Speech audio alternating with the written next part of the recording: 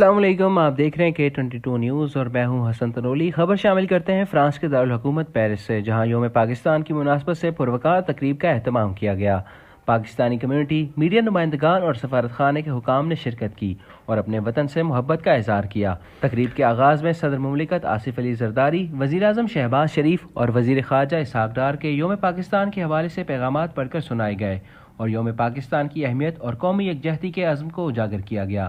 France میں تعینات سفیر پاکستان ممتاز زہرا بلوچ نے تقریب میں شریک تمام مہمانوں کا خیر مقدم کرتے ہوئے یوم پاکستان کی مبارکباد دی اور تحریک آزادی کے عظیم رہنماؤں کو زبردست خراج عقیدت پیش کیا۔ انہوں نے 23 مارچ کو پاکستان کی تاریخ کا سنگ میل قرار دیتے ہوئے کہا کہ یہ دن ہمیں تحریک آزادی کے جذبے اور قومی اتحاد کی اہمیت یاد دلاتا ہے۔ ممتاز زہرا بلوچ نے پاکستان اور فرانس کے درمیان سیاسی، اقتصادی، سائنسی، تعلیمی اور ثقافتی تعلقات کو مزید مستحکم کرنے اور دونوں ممالک کے درمیان تعلقات کو فروغ دینے کے لیے اپنی کوششیں جاری رکھنے کا اعادہ کیا۔ ممتاز زہرا بلوچ نے فرانس میں مقیم پاکستانی کمیونٹی کے کردار کو سراہتے ہوئے ان پر زور دیا کہ وہ مقامی قوانین اور ثقافتی روایات کا احترام کرتے ہوئے اپنی مثبت شناخت کو برقرار رکھیں اور پاکستانی شہریوں کی فلاح و بہبود کے لیے کام کریں۔ انہوں نے کمیونٹی کے درمیان اتحاد اور ہمآہنگی کی ضرورت پر زور دیتے ہوئے پاکستانی ثقافت اور عوامی روابط کو فروغ دینے کی اپیل کی۔ تقریب کے اختتام پر ممتاز زہرا بلوچ نے یقین دہانی کرائی کہ فرانس میں پاکستانیوں کے مسائل کے حل اور سہولتوں کی فراہمی کے لیے سفارت خانہ ہر ممکن تعاون فراہم کرتا رہے گا۔ السلام علیکم۔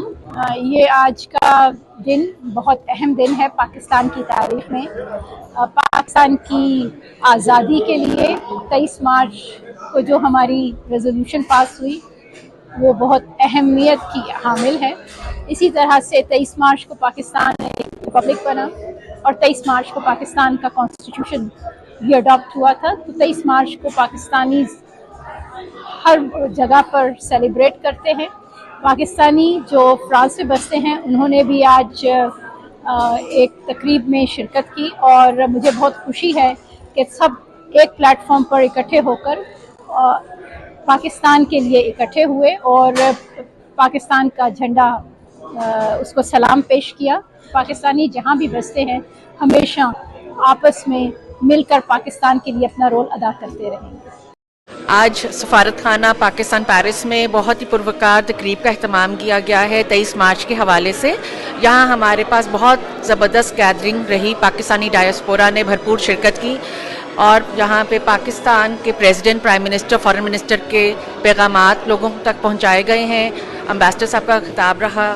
بیسک جو پرنسپل ہے جس پہ پاکستان بنا، یونٹی، فیتھ، ڈسپلن، اس کے اوپر لوگوں کو دوبارہ سے رہنمائی اور ان کو یکجہتی کے لیے ان کو پاکستان کی حکومت کی طرف سے بھی یقین دہانی کرائی گئی ہے اور ان سے بھی اسی بات کا پرومس کیا گیا ہے کہ جو بھی فیسلٹی جہاں تک ایمبیسی آف پاکستان ان کو فیسیلیٹیٹ کر سکے، ایمبیسی کے دروازے ان کے لیے ہر وقت کھلے ہیں اور ہم شانہ بشانہ ان کے ساتھ کام کرنے کے لیے تیار ہیں۔ جدید عہد کا دن ہے۔